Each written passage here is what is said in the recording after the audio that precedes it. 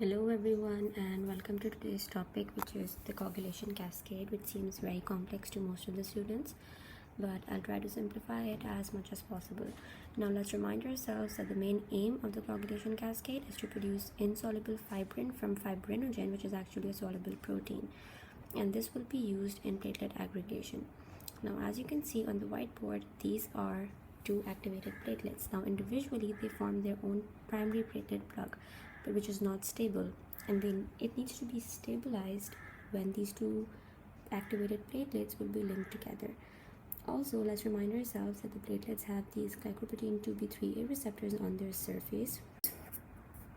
Now the insoluble fibrin will be linking the two activated platelets via the GB2b3a receptors, as you can see in the video.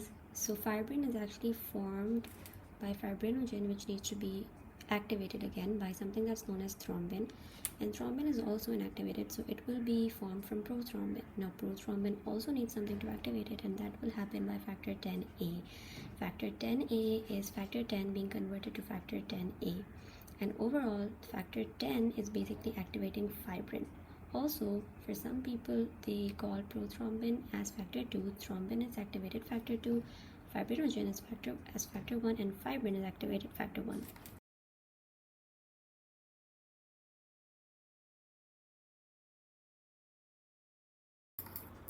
Now that we know the main aim of this coagulation cascade, let's look at the rest of the coagulation factors. Again, coagulation factors are basically proteins that are released by the liver. Now they're always present in the plasma, but due to an injury to the endothelium, they are amplified, or their effects are amplified. Now because of the injury to the endothelium, it releases certain factors, because of which factor 12 becomes activated and forms factor 12a. Now this factor 12a acts as an enzyme for factor 11, and it enhances the conversion of factor 11 into factor 11a, as you can see on the screen. So factor 11a will be enhancing the conversion of factor 9 into factor 9a. Now you must be wondering, why do we not have 10 in the middle? Because again, 10 was the one that was involved in conversion of prothrombin, and then later on fibrinogen into fibrins. We will be discussing that in a moment, but up till now we have factor 12 and then 11, then we've skipped 10, and then we have factor 9. Now factor 9 is what amplifies the production of factor 10 into factor 10a, and this is also helped out by factor 8, or activated factor 8. And as you can see on the screen, factor 9a and factor 8a both are helping factor 10 to be converted into factor 10a. Now all of these factors form something that is known as the intrinsic pathway. An intrinsic pathway, as you can see, is activated by the injury to the endothelium.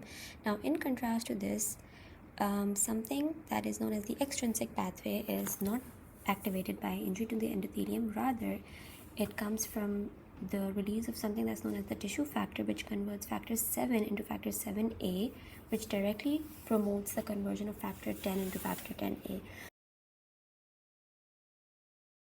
This screen is the intrinsic pathway, and everything that you see on the left side of this screen is the extrinsic pathway. An intrinsic pathway is measured by a test which is known as partial thromboplastin time, or PTT. So you can learn this by the way that PTT has 3 letters and it has more coagulation factors, and PT, which is prothrombin time, has just 2 letters and it only has 1 coagulation factor.